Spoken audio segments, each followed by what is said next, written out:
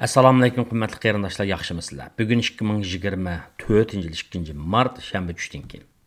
Bugun men tuvandagi ikki mazmunni diqqatingizga sunaman. Birinchisi shifrli pulni cho'rdigan holda pul muomala bozori haqida. Ikkinchisi Morgan Housel'ning Pulning psixologiyasi degan kitobining mazmunlarining oxiri yana davomi. Birinchisiga ko'pchilikdan savollar kelganligi uchun men ularga bu haqda qisqacha to'xtalib o'tay deb va'da berganligim uchun. Ikkinchisigimi ko'pchilikning qiziqqanligini, ikkinchi mazmunga qiziqqanligini ko'rsatganligim uchun, ya'ni kishilarimizga mushu Pulning psixologiyasi degan kitobda so'zlangan mazmunlarni anglab, shig'ili bilan go'hrini ayirib, o'ziga foydali mazmunlarni o'zining hayotiga tatbiqlab, ishlarininki yaxshi bo'lishi tilakdosh bo'lganligim uchun so'zlab bermoqchi. Xabaringlarda bo'lgandagidek, bu shu shifrli pul bozoriga mablag' silayotgan qarindoshlar yaqinqi bir necha kundan buyon shifrli pul bozorida alohida ko'tarilish bo'ldi. Ya'ni hozir shifrli pul bozoriga dunyoning hamma yeridan bo'lib, selingan mablag' 2,3 trillion dollardan oshib ketdi. Bu Turkiyaninki 1 yillik milliy daromadining 2,5 degan gap. Ya'ni Italiyaga o'xshash davlatning 1 yillik milliy daromadi degan gap.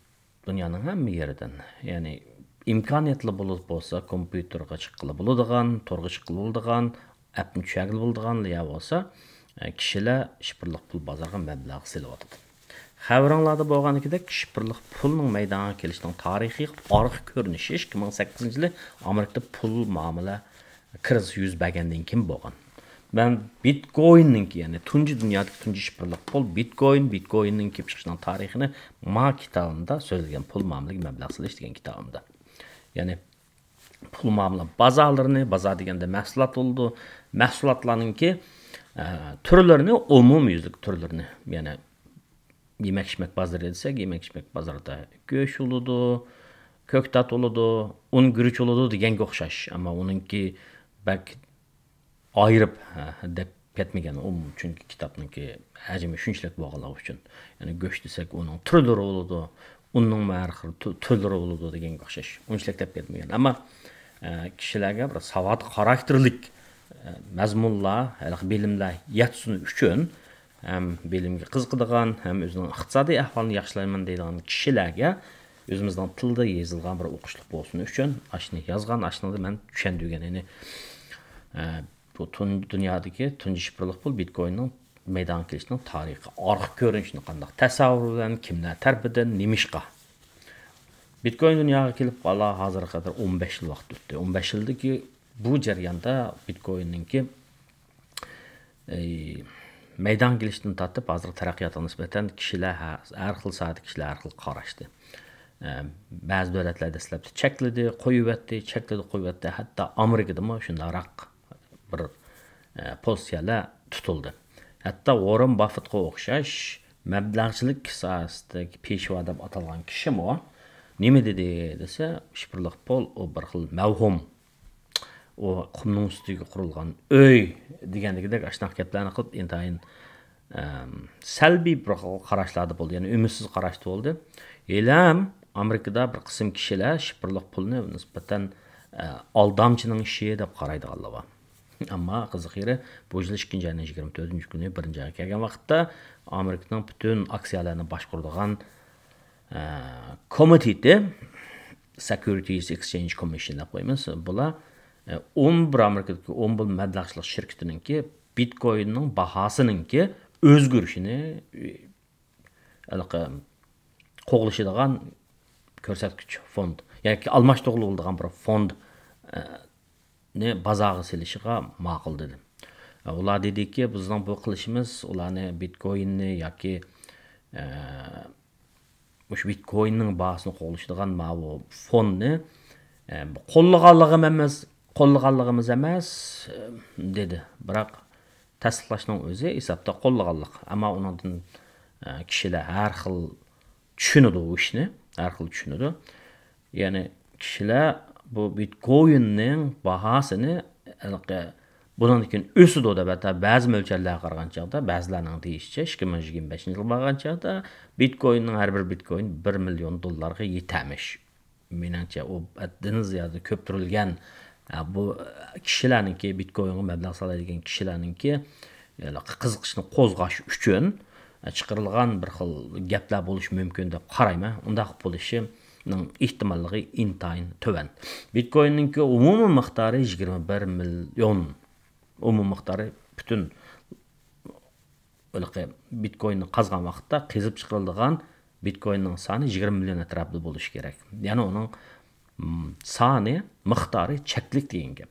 Ama bunun bo'lgan talab kelyapti. Bu kishilar bu ko'ngil olmaydigan, tutqul olmaydigan bu narsaga nima mablag' soladi deganni men shu abay ko'rsatgan kitobimda men tushundim.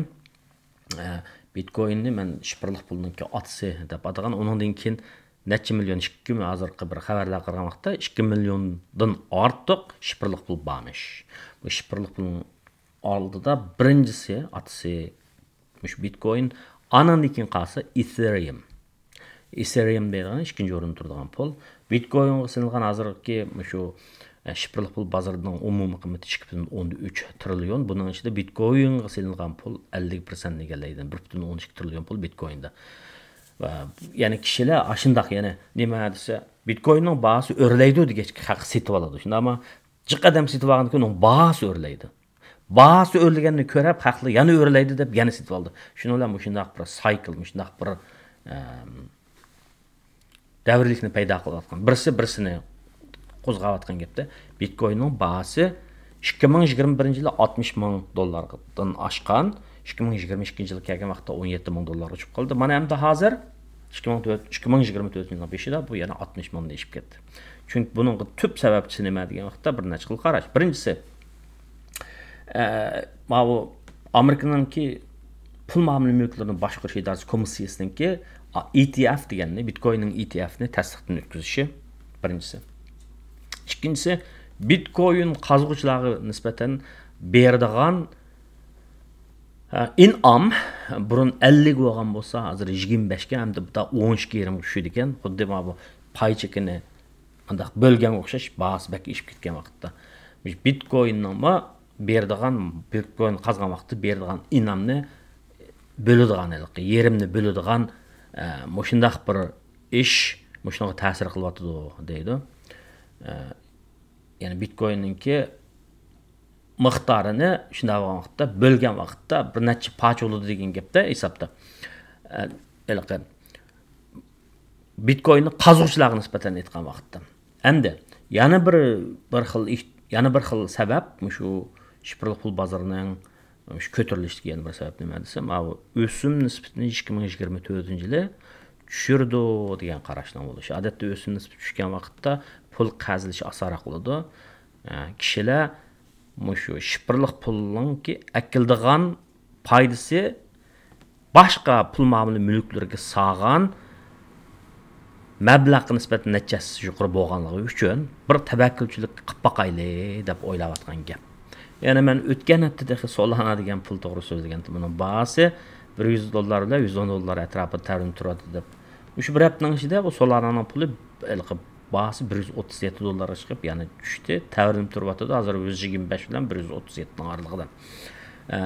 Shu o'tgan haftalik leksiyada men Solanani Ethereum'ninki qatili deb atashgan degan. Hem shuni bilan birlikda Shiba Inu'ni Dogecoin'ning qatili deb atashgan degan. Mana hozir qarasak Shiba Inu'mi, Dogecoin'mi o'sdi. Shiba Inu'ning o'sishi yuqoriladi. Endi buningdagi sabablar nima desa, shu men doim kitobimda yozganman, Dogecoin, Shiba Inu, Bitcoin deganlarni shu kitobimda yozgan. Buningga nisbatan bularningki ishlatilish yo'llarininki kengayayotganligidan derak berdi. Ben shifrli pul bozoriga ko'pchilikni yangi texnik o'zgarish akilayotgan odamlarning turmushini sallamaza yaxshi qilishga fursati bor bir bozor bo'lganligi uchun bozorga yaqin turgan odamlar, bozor bilan muomala qilgan odamlar, qassobga yaqin turgan odamningki og'iz burni mayga, qo'y go'shtiga sal tegib turgandagidek, bozorga yaqin turgan odamlarningki moddiy ahvoli biroz yaxshiroq bo'ladi. Men shunday qarayman. O'tgan qitimliq kanalimda o'qib qo'ydim. Adam Smithning qarashi bor. Ya'ni savdo bilan shug'ullangan madaniyatlar ko'proq rivojlanadi, boy bo'ladi, savdo bilan qilmagan, savdo bilan shug'ullanmaydigan xalqlarga qaraganda degan. Meningcha uni bir shaxsga bir tatbiqlasak, bozor bilan aplashgan odamlarning qo'li ko'proq pul ko'rdi, moddiy ahvoli biroz yaxshiroq bo'ladi agar shuni qonuniyatni yaxshi egallasa. Endi shu ishbirliq pulning paydo bo'lishi, shu blockchain texnikasi deb qo'yamiz, zanjirsimon bilak texnikasini qo'llanib, markaziy banklarningki yoki savdo banklarining qo'li tiqilmagan ahvol ostida odamlarning pul yotkish ishini ravonlashtirish, andan pul yotgan vaqtda ketadigan chiqimni azon qilish qatorliq ham pul yotkigan odamlarningki bexatarligini, ya'ni kim ekanligining maxfiyatini qo'g'dash jihati alayliklar bo'lganligi uchun xalqlarning olqishga erishdi degan. Shunday bo'lishiga qaramay, Paul Krugmanga o'xshash Nobel iqtisod mukofotiga erishgan New York vaqt gazetining Stone yozuvchisi bo'lgan odamma o'tgan yili ishbirliq pul janalqimga kelib qoldi degandek mazmunda bir obzorchi maqolasini e'lon qilgan. Men uni mishada o'qib qo'ygan. Demak, iqtisodiy faoliyatlar, bozorlar shunday tavrim turdi. Bahoning o'rlab tushib turilishi o'zgarmas qonuniyat. Baho chiqib tushib turdi. O'rlaverdigan ish yo'q, tushilaverdigan ish yo'q. Lekin ma'lum bir hodisaga nisbatan aytgan vaqtda har chechanlar, har donalar, har xil qiyoslarni, fikrlarni qildi, o'zining ko'z qarashini deb baqidi. O gazetlarning sahifasini, televizorning ekranlarini to'ldirish uchunmi yoki uning xizmatimi, uning bilan bizning karimiz yo'q. Ammo anglab qo'yib, uni anglab qo'yib, yana ham o'zimiz bilgan ishni qilganimiz yaxshi. Ma'u pulning psixologiyasi degan kitobdimi? Psychology of Money degandimi? Avtor nima deydi deganda,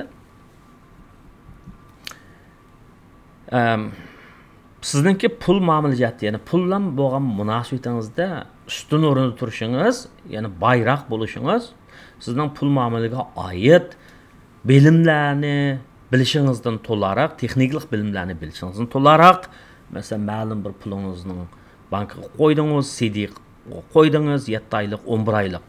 Onun berdigan, hozirgi vaqtda berdigan o'sim 5.25%, undan bo'lsa 7 oylikka o pul qanday oldi degan o'xshash uni hisoblab chiqara olasiz. U xil hisobotdan, u xil texnik bilimlarni bilishingizdan to'laroq, sizning pulga nisbatan qanday muomala tutishingizni aytib qo'yam. Ya'ni sizning odatingiz, sizning boshqalardan farqli qiladigan, boshqalardan kichikina o'simi farqli holdagi pulga tutgan muomalangiz mana bu sizni boshqalardan farqli qildi. Nurg'un odamlarningki, dunyoning nurg'un odamlarningki iqtisodiy tanlashlarda dunyoda bo'layotgan ishlar, urush, vabo, bu deganlar bir tiyinning bir tiyinchilikmi uning ta'siri yo'q. Ammo shu odamning dunyodagi ishlarga, jamiyatdagi ishlarga, o'zining ishlariga tutgan pozitsiyasining, bularni pulning ishiga kelgan vaqtda o'zining qanday o'ylaydiganligi bu 80% munosabatlikdir. Chunki bu yerda pulning psixologiya degan odamlarning hissiyotiga munosabatlik ilm. Pulning psixologiyasi degan vaqtda pulga nisbatan kishilar qaysi xil hissiyot bo'ladi, qanday ko'z qarashda bo'ladi degan gap. Ya'ni muayyan bir yaxshi odat bilan, ya'ni omonat qo'yish, andan topqinidan chiqimi oz bo'lish, haddidan ziyoda hashamatchilik qilmaslik, qarzning ichida yashmaslik. Ya'ni qarzning ichida yashmaslik degan vaqtda bugungi dunyoda bo'libmi Amerika, Kanada yoki iqtisodiyot taraqqiy qilganlarda kishilar innovativ kartochka bilan kun o'tkazdi. Ya'ni innovativ kartochkani ishlatdi demakchi. Anandan keyin mashina olgan vaqtda yoki bo'lmasa uy olgan vaqtda banklardan qarz oladi. Uy olgandan qarzni mortgage deymiz, mashinanikini car loan deymiz, masalan. Anandan keyin cho'ng savdo saroylardan narsa olgan vaqtda ular mahsulotlarni 0%lik o'sim bilan 3 yil to'lab bo'lsang bo'ladi deb sotadi, $8,000, $10,000. Mana bu shunday narsalarni endi ularning hammasi hamda qarzmish, qarzlarni qanday boshqarish, anandan keyin o'zining kirimini qanday planlash, ya'ni kirimini planlash degan vaqtda manchilik uyga kelsa, chunki bizning hayotimizda Öy ketadigan xarajat bizning kirimizning ko'p qismini egallaydi. Xamchotimizning ko'p qismini egallaydi. Yemak-ichmakka taraqqi kanallarda hech nima ketmaydi, tuzuk bir narsa ketmaydi. Qo'saq o'tab ketdi bu jamiyatlarga javondan. Ammo turalg'i uyga ketadigan chiqqim kirimning ko'p qismini egallaydi. Mana bu shu xil ahvollarni qandoq bartaraf qilish, uy olgan vaqtda 15 yillik o'sim bilan qarz bilan o'ylash kerakmi? 30 yillik qarz bilan o'sim bilan qarz olish kerakmi degandek masalalarni o'ylash, bilish deganga o'xshash mushundaq bir narsa kelgan vaqtda odamlarning o'zining qaror chiqarishi nihoyatda muhim deb qaraydi ekan bu kishi ham. Yana birisi odamlar pulga kelgan vaqtda nima bo'lish kerak? Bundaq bir pulning ishiga kelgan vaqtda qanoatchilik bo'lish kerak deydi. Bir faylasufning gapini eslatdi menga. Who is happy, who is content? Ya'ni birisi degan bir mutafakkir. Kim xo'shal? Qanoatchan odam xo'shal. Bu deganlik hargizmi kishilarni pas hayotda pas bo'lishga, tirishmaslikqa, men qanoatchan deb tukilib o'tirishga qistig'anlik yoki uningga rag'batlantirganlik emas. Bu deganlik tirishish kerak. O'ziga odam o'ziga vaqtni, qobiliyatni, zehnni o'zining ishlarini ko'zlagan nishonlarga yetish uchun tirishishga ishlatish kerak. Shu bizning boyligimiz.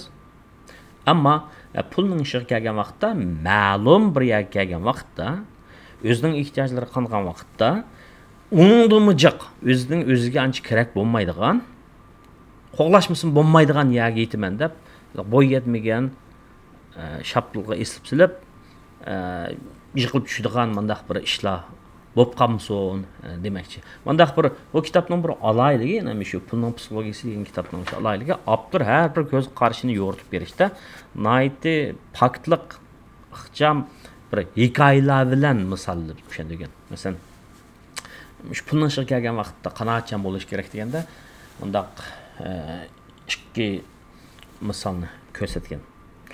1929 yılı 10. ayının 29. günü, yani şu vaqtdaki şu hafta qara hafta deb ataldı. Amerikanın payçeki bazarında tushib olgan şu vaqtda iqtisodiy buhron boshlangan. Nurg'un odamlar ishsiz qolgan, paycheklari, paychek savdosidan shug'ullangan odamlar, paycheki bozorga madda solgan odamlar o'zlarini o'tirib olganlar bo'lgan. Jesse deydigan bir odam shu chaqda dong chiqqan ekan buningki shu paycheki o'ynashda nihoyatda boy adam bo'lgan adam ekan. Radiolardan paycheki bozori mandaq tushib ketdi, madam uni o'tirib oldi, buni o'tirib oldi deb mashina xabarlar kelib turgan vaqtda buning uyidagi qiynanısını tatib, oiladan tatib, bolalardan tatib, hamda Jesse o'zini o'tirib olgan bo'ldi, uning o'lim xabarini anglaydigan bo'ldik deb tashvishli jig'izlarning ichida o'tirgan vaqtda bu odam uyga qaytib keldi. Keldi ekanki, nihoyat xo'shalik qiyofatda. Allah'ını hayran kaldırıyordu ki öyleliklerini. Oy, sen rast hayatmı, rast terik mi de böylelikle sorsa, şunda ameliyatta ben bugün en çok bay oldum da. Çünkü bu adam bazanın azraqla buruluş, yuqori nuqtasidan tuvanga qarab menib atganini, buning odatdagi cho'kish emas, alay cho'kish bo'lganligini sezgan ekan, hammani setib etgan gap ekan. Shuning bilan bu 3 million, shu vaqtda 3 milyard dollarlik, shu vaqtdagi 3 milyard dollarlik qimmatdagi foydaga erishgan gap. Vaholanki o bunun bilan shu pul uning avlodiga qoladi, lekin o xalqlarning nazarida alayda, super alayda bir odam, darajadan tashqari odam deb qaralib, atvolinib, bak obro'lanib ketgan ekan, o'zini bilmay qolgan gap. Anandan keyin 4 yildan keyin cho'ng bir tavakkalchilik qilib, oxirida o'zining hayotini, hamma nimasidan ayrilib, o'zining hayotini o'zini o'ldirish bilan oyoqlashgan gap. Bu bir. Yana birisi Germanskiy deydigan bir odam ekan, Pensilvaniya tarafda o'yimlik savdosi qilib beyg'an, milliarderga shu vaqtda, shu vaqtning o'zida millionerlar ekanda, millioner ekan, cho'ng beyg'an odam ekan. Ammo bu ochko'zlik qilib, texmi jiq pul topaman deb paycheki bozorga mablag' silib, shu nemaga kelgan vaqtda, shu bo'hron portlagan vaqtda hamma nimasidan ayirib qilib, izdirga bo'lmagan gap. Ya'ni yo'qab g'oyib bo'lib ketgan gap. Ya o'zini Hadzin daryosiga tashib oldimi, yo qanday qilinmaydi, lekin yo'qab ketgan gap. Demak, bu yerda avtor bularning hikoyasini deyish orqali nima demoqchi desa, qanoatsizlik. Ularning o'ziga yetib turadigan puli bor edi, ammo ular texmi cho'ng boy bo'lish uchun, texmi adadin to'ymaganligi uchun o'ziga hojat bo'lmagan narsalar uchun o'zining hojatini qondiradigan narsalardan ayrilib qoldi deb ochko'zlikninki ig'irlig'ini degan gap. Buni qanday misol bilan deydigan desa, Catch 22 deydigan bir kinoni kishilar ko'rgan bo'lishi mumkin. Shu kinoning asli roman bo'lib chiqqan. Shuning avtorini bir milliarder mehmon qilgan New Yorkning bir yerda bir o'toqda mundaq birliqi sahroda esilgan mehmon qilganda qilgan vaqtda biraydan chiqib so'rin chiqib so'zlayotgan bu kishi shu Hajfan mablag'chilik shirkatidagi bir cho'ng kishi ekanda nomi bor. Ana uning endi do'stligini ko'rdingmi? Ma kishi bir kunda topadigan puli sening mavi alqishga erishgan romaningni yozib topgan pulingni necha qatlaydi degan. Degandan keyin yozg'ish deydi ekan. Lekin uningda yo'q narsa menda bor deydi. Nima u desa? Qanoatchanlik. Menga ham yetarli, mushlar yetarli hayotimdan men qanoat topaman degan. Shuna bir gap deydi. Ham shuni bilan bu kishi yana ayni vaqtda shu Rajat Gupta deydigan bir hindistonlikning pushtining gapini deydigan. McKinsey deydigan dunyodanliq maslahatchilik shirkatining boshlig'i bo'lgan, ijroiy raisi bo'lgan. Hindistonningki ayni vaqtda ashulaqa nimalarda Namratlar mahallasida cho'ng bo'lgan, keyin o'qib Amerikaga kelib, mishada nayt bip net 100 million pul topgan bir kishining hikoyasini aytgan. Bu kishi shu vaqtdagi topgan puli bilan bir soatning o'zida shu vaqtda $600 payda kelganda sağlam mablag'i. Soatiga 24 soat to'xtamay, soatiga 24 million soatiga $600 payda kelib turadigan ashdan mablag' bor ekanda, lekin bu kishi uni qanoat qilmay men milliarderlar qatoriga kiraman deb bir cho'ng mablag'chilik shirkatiningki ijroiy komitetiga bir a'zolab kirib ichki qismda bo'lgan bir sodini shu 2008-yildagi pul muomala kirisi yuz bergan chaqda sodning uchurini chunki o'zining sap qo'ygan bir paylari bor ekan. Yig'in tukkandek qillam chiqiblam o'zining bir vakolatchisiga manada manchlik olib qo'y. 175 ming mundaq pay olib qo'y deydi ekan. Shuning bilan u soda 10 ming tikillam yig'inning natijasi bu e'lon qilingandan keyin u pay chekas o'sib ketgan. Bu kishi 20 shu vaqtning o'zida $27 million payda oldi ekan. Vaholanki bu ishlar shu pul muomala bozoridagi nazoratchilarning diqqatini qo'zg'ab, oxirida vakolatchimi yana buning uchun pay chekini setib olgan vakolatchi u 1 million payda oldi ekan, bu 27 million payda oldi ekan. Ma ikkisi turmaga tushdi ekan. Yani bir necha yil kesilib ketdi ekan. Shuning bilan buning necha vaqtdan buyon jiqqan baylig'imi tugadi degan gap, buning obro'yimi tugadi degan gap. Ochko'z degan gapda ishki qismda insider trading, ya'ni ishki qismda bo'lgan maxfilikni bu oshkorlamasligi, o'zining ko'mchiga cho'g'tatmaslik kerak. Shundan bu jazolanib hamma narsadan qoladi ekanda bu. Chunki bu sotga tortilgan kun o'zini qutqizish uchun bu qimmatbaho advokatlarni yollaydigan gap. Bu topgan puli shuna ketadigan gap o'zini qo'g'dash uchun. Shunday qilib uning boyliqdan ayrilib qoldi ekan. Demakchi, bu odamning Morgan Housel'ning demakchi bo'lgani nima desa, shu kitobning kichik mavzusi mana boylik, ochko'zlik va baxt haqida mangu ko'nirmaydigan, chermaydigan darslik deydi emasmi? Ochko'zlik yomon narsa demakchi. Mana shu misollar orqali. Ayni vaqtda Rajat Gupta degan kishi Hindistonning eng namrat yeridan chiqib, keyin shu Bill Gates bilan bil o'rinda o'ltirib qo'pollaydigan, aylangan bir kishi oxirida ochko'zligi tufaylidan turmada yetib chiqqan gap. Nurg'un boyliqdan quruq qilib. Ham ayni vaqtda iqtisodiy bo'hron mazgilida birsi bek beyib ketdi-ku, lekin shuni qanoat qilmay, cho'ng tavakkulchilik qilib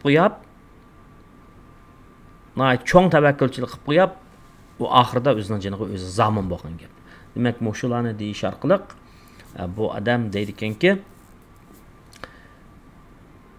qanoat o'zini bilish nihoyatda muhim. Boy odamlarning boy bo'lishiga sabab ular bunda ikki narsaga diqqat qildi dedi. Birinchisi ular nihoyatda tejashlik deydi. Kichik bel kamtar deydi. Andan bular mehribon bo'ladi deydi, andan keskin qaror chiqargan chaqda chiqirdi deydi. Andan keyin bular nəhayət qoqaydı deydi. Ehtiyatcan deməkçi. Nimadan qoqaydı desa, mushu boyliqqa erishish bir gap, ammo boyliqni saqlab qilish texmi gap. Bu xatdaqa tog'ning ustiga chiqish, tas tushish o'ngay degan o'xshash ish. Boyliqniki boyliqqa erishish bir gap. Ammo boyliqni saqlab qilish intayin tas deb ba'zi bir misollarni olgan gap. Yani boyliqqa erishgan odamlar qanday saqlab qolamagan. Odatda kishilarning kirimi bor. Shundami nechi 6 xonlik maosh oladigan, hatto 20 million maosh oladigan odamlar bor jamiyatda. Ammo ularning ba'zi boyliqlari ko'rinib turdi. Taqib olgan, sayti olgan, somkisi, haydayotgan mashinasi, turayotgan uyi degandek. Yana bir qism odamlar bor. O'tgan qitim degandek, rahmatli Yusuf Salaykam o'xshash odamning nati ishini qo'zg'idak darajada namratda ko'ringan, ammo haqiqiy boy. Ma va odamlar cho'tisi yuqori maoshlarni oladi, ammo yanada tuzuk bir pul yo'q. Yani amma shu kitobda deyilgani shuki, Amerikada 40% odamninki yeniden $200 naqd pul chiqmaydi deb. Chunki bu adaddan ziyoda iste'molga odamlarni zo'rlaydigan bir jamiyat, kapitalizmning bir yeri shu. Erkin bozor, shuni bilan kishilar qanday qildi desa, ishtabni topganini hajlaydi. Bularni odamning diqqat qilgani keltirgan ba'zi statistikalik ma'lumotlar meni qiziq. Kishilar Amerika jamiyatida televizorga, tantarbiya o'yinlarga, kinolarga yemek-içmek pul hajlaydi, ammo bular lotereyaga bakchiqroq pul hajlaydi deb. Kitob hajlaganda, masalan, kino hajlaganda lotereyaga pul hajlaydi deb. Bu ko'pincha lotereyani jiqildigan odamni kim kelsin? Namratlar ekan. Nimishqa desa, namratlarningki boshqa o'zining turmushini yaxshilashga ko'z yetmaganligi uchun lotereya bilan ta'limni sinab boqay deb mushuna qildi deb. Ananikin xuddi bizning Uyg'urlarningki gapimizga o'xshash, atalarning mo'rining tutunning achchig'ini mo'ri bildi. Har odam beshik kelganda bildi deganga o'xshash. Bu odam kishilarga nisbatan unchalar baho berishning hech qanday zarurati yo'q deb. Hatto o'g'li tug'ilgan vaqtim o'g'liga shunday xat yozdi ekan kishi, balam odamlar o'xshamagan har xil oila tug'ildi. Ba'zilarning ota-onalari bolasini ma'rifatli qilishga undaydi. Ba'zilari uni qarshi turdi. Ya'ni bir narsani bilmay bir narsani bilib kelsang bo'lmaydi deganga o'xshash qilib. Ya'ni ba'zi odamlar erkin bozorda tirishchanlikni, korxonchilikni, ig'lik tilashni rag'batlantirgan ochiq jamiyatlarda tug'ilgan bo'ladi. Ularning hol kuni yaxshi bo'ladi. Ammo ba'zi odamlar urush va buzg'unchilik, cheriklik va bosqinchilik, xalqqa bosqinchilik degan vaqtda kishilik huquqqa nisbatan aytilayotgan gap. Kishilik huquqni dafsand qiladigan shunday bir nachar davlatlar tug'ilib qolgan bo'ladi. Ammo mayli qanday bo'lishidan qat'iy nazar sen kishilarga andaq-mandaq deb ba'ma. Chunki 100% tirishchanlik bilan bir odam cho'qim muvaffaqiyatli bo'lib ketishi natayin. Shuning bilan birlikda namratlikning hammasi o'rinliqdan emas deb. Ya'ni bu yerda biz kontrol qilolmaydigan omillarmi bor demakchi. Belshiller deydigan bir ixtisosshunosni bu kishi o'zi nim qilib, biz paycheki bozorga nisbatan aytgan vaqtda biz bilmaydigan, ya'ni mablag'chilik nisbatan aytgan vaqtda biz bilmaydigan qandayroq narsalarni bilasiz desa, u odam qandayroq narsani bilishga qiziqsiz desa, shu Talayning bir Nobel iqtisod mukofotiga erishgan kishining gapi. Talayning kishilarning muvaffaqiyat qozonishida o'ynaydigan roliga bilgim bor, shuni bir bilgim bor deb. Bu Talay degan narsani miqdorlashga bo'lmaydi. Bir odam desak, uning bo'yi bo'ladi, eg'irligi bo'ladi. Shunami ishga odamni seshti bo'ladi. Ma egizga, ma pakaka, ma simizga, ma o'rikkan degan bo'ladi. Lekin Talayni unda degan bo'lmaydi. Ba'zi bu odam debdiki, mush kitobning yozuvchisi Morgan Housel. Ba'zi odamlar shunday bir sharoit yaxshi oilalarda tug'iladi. Uning o'zimi bir talay, lekin bu odamlar sharoiti nachar oila tug'ilgan odamlarningki ahvolini o'qimaydi deb. Amerikaning 60-yili saylangan prezidenti John F. Kennedy ya'ni davlatim menga nima ish qilib berdi deb emas, men davlatimga nima ish qilib beraman deb so'ra degan so'zni degan odam.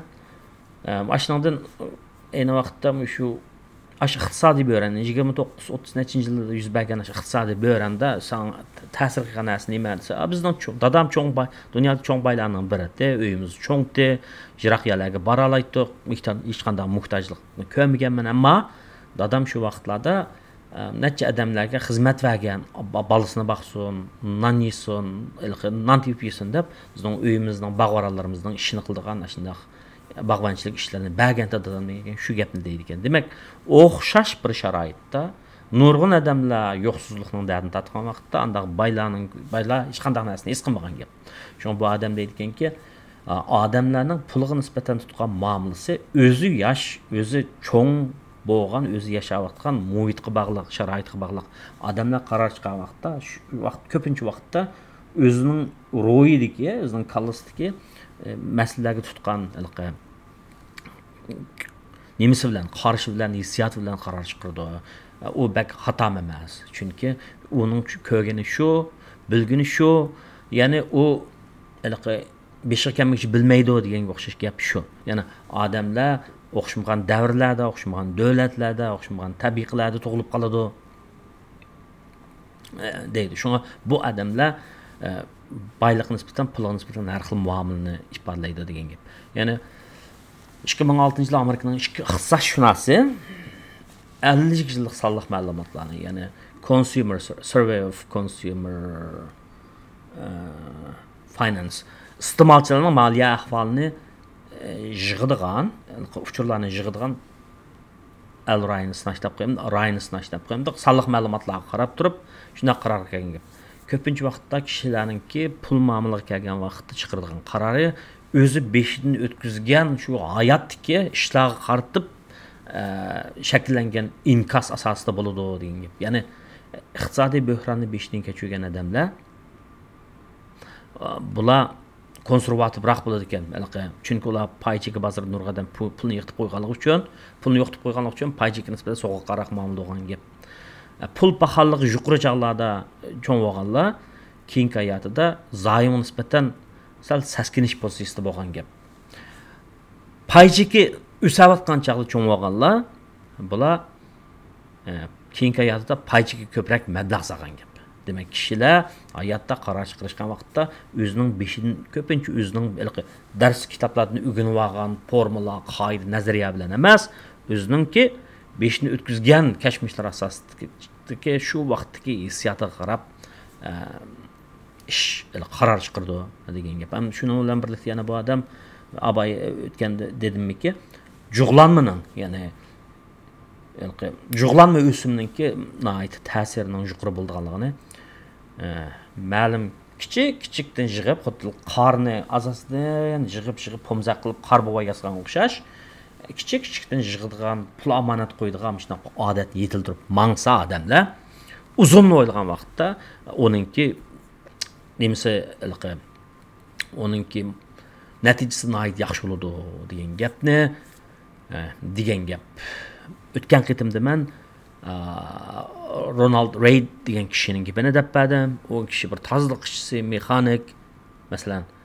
Ammo o kichikgina pul bo'lgan amallar uni kök uzakcha pan texnik paylarını setib olgan, 40-50 yil tutgan, oxirida jamiyatga 8,12 million pulni qo'yib qo'ygan.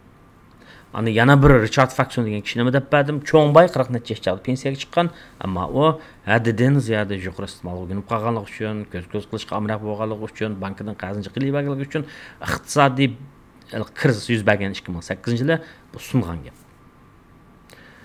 Shunga ham shuning bilan birlikda men bir leksiyani so'zlab qo'ydim. Pul muomalada savodlik bo'lish va o'qish deb.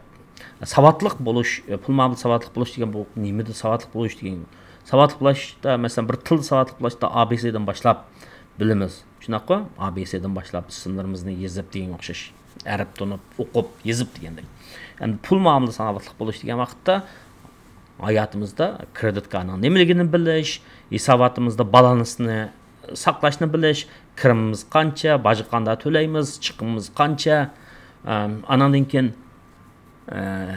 shu bir qo'lingizda $5,000 pul bor, bozorga bordingiz, $5,000 bir narsa sotib olmoqchi, ammo nima deydiki, 5000 dollarlık narsa satadigan do'konningiz deydiki, "Men ma 5000 dollarlık mahsulotni hozir olsangiz, sizga o'sim 3 yilga bo'lib bersangiz bo'ladi. Ya'ni qancha oy? 36 oy bo'lib bersangiz bo'ladi. O'sim olmayman desa, siz qaysini qilasiz? Agar siz 5000 dollar naqd pulga ashni elib qaytsangiz, pul muomala jihatda taz bir narsa bilmaydi ekansiz degan gap chiqadi. Agar uni 0% o'sim bilan ayda bo'lib to'laydigan qilib olsangiz, buni bildi ekansiz degan gap chiqadi. Chunki siz 5000 dollar naqd pulingizga zaymab qo'ysangiz yoki pay chek bozorga berib indeks foyda pulab qo'ysangiz, indeks fondlab qo'ysangiz 3 yilda u ko'payib mangadi. Ammo 5000 dollarni hozirlam to'lab etsangiz, men qarz bo'lmayman deb hozirlab to'lab etsangiz-chi desa, oxil pulingizdan pul topadigan jug'lanma bundaq foydasi bor ishni quruq qolgan bo'lasiz degan gap. Ba'zi pul muomalada azroq zirak odamlar oxil usulni tanlaydi. Yana nima desa, o'sim to'lamasam 0% bo'lsa olaychi deb. U yo'qsizlikning ifodasi, chinlikning ifodasi emas. Ammo shu hayotimizdagi real hayotimizdagi kunlik turmushimizda bo'ladigan ilm berimda bo'ladigan ishlarga o'zimizningki bilimimizni ishlatib, qanday qilib bir ish qilishni o'ylab bo'lganligimizdan iborat. Bu xil bilimlar dunyoning qayerda bo'lsin, kim bo'lishidan qat'iy nazar hammasiga o'rtaq tushadi. Ya'ni kirimdan ortiq chiqim qilsa, qarzga uxlab qoldigan ish, ko'proq omonat qo'ygan vaqtda u omonat qo'ygan pulni uyning ichida sandiq saqlamay, azazdan bo'lsa, masalan, paychikaga zaym olib qo'ysa, uningki foydalari bo'ldi, zaym emas. Kupon bo'ladi, masalan, men zaym deganni mush kitobda tushundim. Amerikada Treasury Bills bor. Ya'ni g'azina taloni. Treasury Notes bor. G'azina taloni odatda bu 1 yildan tuban muddati. Treasury Notes bor, g'azina xotirasi deb qo'yamiz. Bu 1 yildan 10 yilning buning muddati. Anikin zaym bor 10 yildan yuqori muddatdagi. Mana shu narsalarni azazdan bo'lsin, har qitimliq paychekda 50 dollardan qo'yib qo'ysangiz, har qitimliq paychekda 50 dollardan bir shu zaymni olsangiz, olib qo'ysangiz, Treasury Direct degan tor bitiga kirib, bankingizga ulab olib qo'ysangiz bo'ladi. 30 yildan keyin shu pulingiz xeli kun pullab qoladi. Agar 30 yoshga kirgan bo'lsangiz, men degandek shu har qitimliq izchil turda bu odat bo'ladi. Ma'lum so'mda 50 dollar olamda, 100 dollardan bulamda ep qo'yapmansiz 30 yildan keyin ko'rsizki, bu alomat pul bo'ladi. Shu chaqda mushulik yarimni anglagan 30 yoshlik bireylan 30 yildan keyin agar hayot bo'lsak, cho'qim xo'sh bo'lasiz, so'yinib qolsiz mushu gapda, ya'ni demakchi.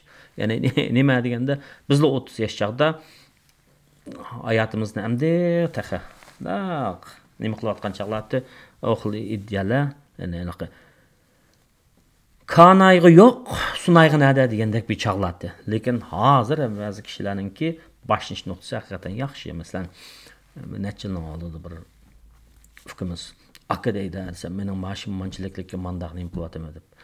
"Qanday qilsam bo'ladi?" deb so'radi. Men dedim, "Ukam, sening mashingni ayni vaqtda o'qishib bitirib mishadi, topgan xizmatdan 3 yashi yuqori ekan. Bu yaxshi pul ekan. Birinchisi pensiya pul qo'y, ukam. Pensiya pulunga machni qil, to'laydigan bojni oz qil. Ikkinchisi bu nima hashamatlik bir nimada o'ltiryapsa, ijara uyda. Uning bagajda yo'q, buningga bir uy olsangmi, uyninki o'zining mulk egasi bo'lib qolsa degan shunday bir gaplarni qilib qo'ygan. Demak, mushunda iqtisod masalasiga kelgan vaqtda ko'pchilik birsi sazgur bo'laydi, yana birsi kishilarimiz bilan boshqalar bilan mundaq bildigan adamlar bilan paranglashaylik, uchurga ahamiyat beraylik. Chunki cho'nglarimizning gapi bor, o'zida yo'q, olamda yo'q deydigan gap bor. Endi enqidek nimamda kanalimda o'qib qo'ygandek, o'zingizda bor turib, ananikan do'st mushular mening kimlar mening do'stim deb enqidek pul so'rab turib, do'stning chinmi, chin emasligini o'lchaylik, sinayman deb qolmanglar, chunki buni anglagan gaplar unga tushmaydi. Odamlar unga tushmaydi. Bu pul va turib meni sinab o'tadi deb qilish mumkin. Bu balkim chaqchaq tarzda deyilgan gap. kanalını anlayatqan adamlar, ızıl anlayatqan adamlar bu gapning ma'nosiga yetadi. Xo'sh, endi bir gapni deb men so'zimni oxirlashtiray. Ras. Mushu shipirliq pulni kim aldiki Amerikada desa ko'pchilik 18 yosh bilan 29 yosh atrofidagi bolalarning ichida 18 yosh bilan 29 yoshlik bolalarning ichida Asiyaliklar 24% Asiyaliklar shipirliq pulga yetib olibdi. Qartanliklar bilan Hispanlar 21%, aqtanliklarning 14%.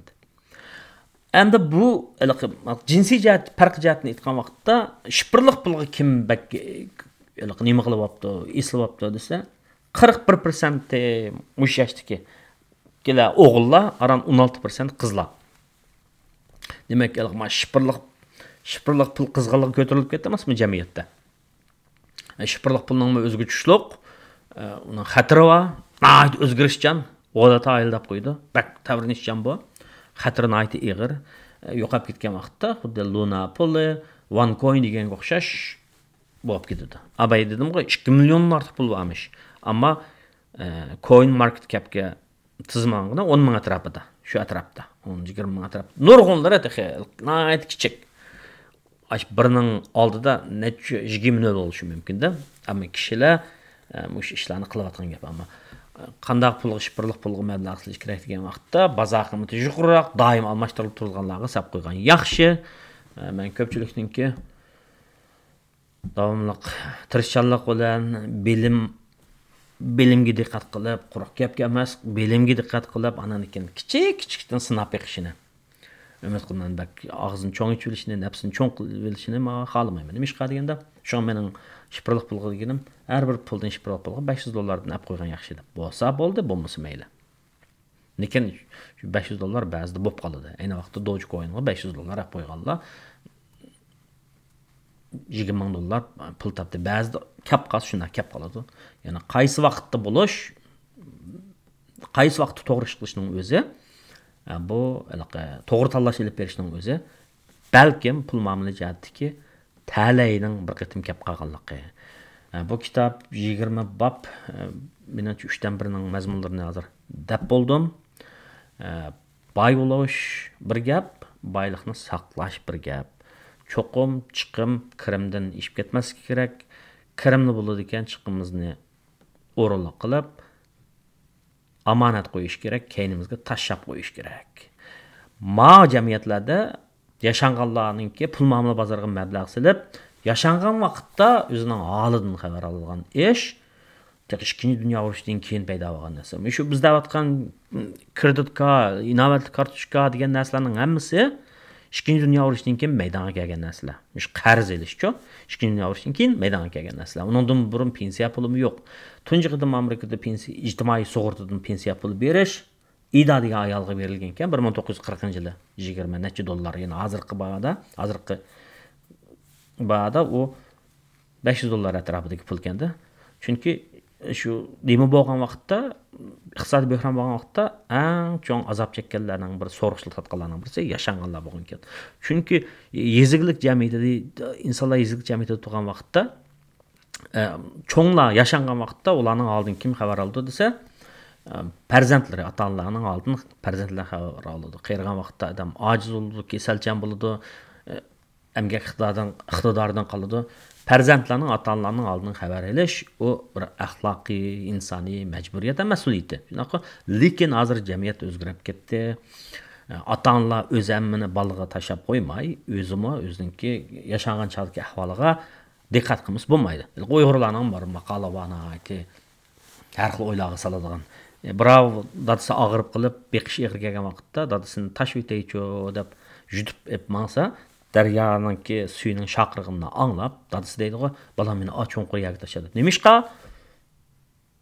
Chunki men dadamni yerga tashlab o'tgan. Sen meni yerga tashlab degandan keyin balaning aqlini topdi. Dadam dadasini tashib o'tgan, men dadamni tashib o'tsam, mening balam meni tashib deganda. Hamda bu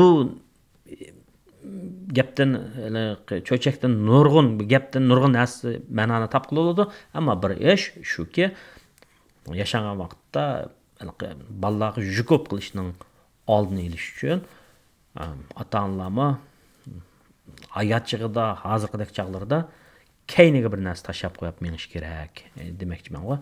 Mao Amerika jamiyatida shunday narsalar masalan Ford 401 K va 403 B va birisi idora shirkatlarningki, yana birisi idora jamiyatlarningki g'ayri tijorat paydanmaydigan masalan Ma'rif doktorxonalarningki.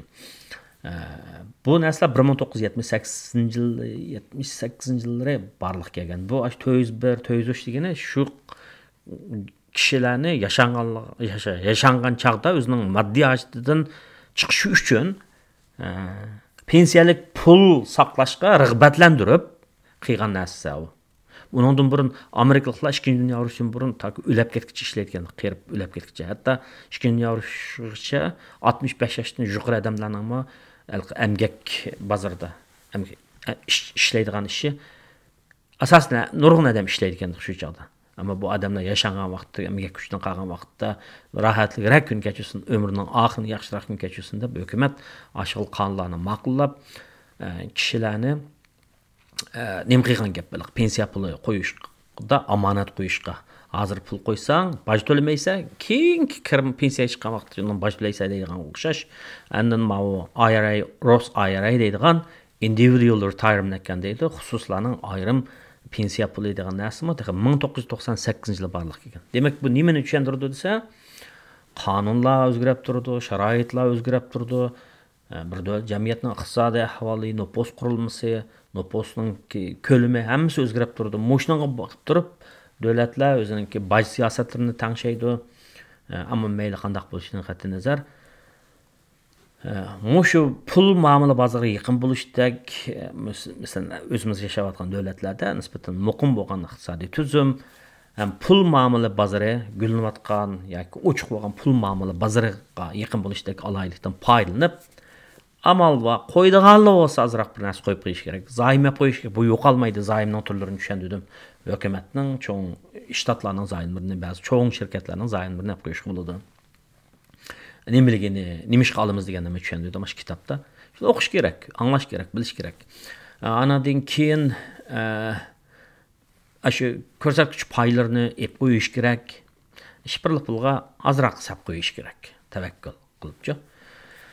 Onda olsa bugungi leksiya mushinlar bo'lsin. Hammalarga rahmat.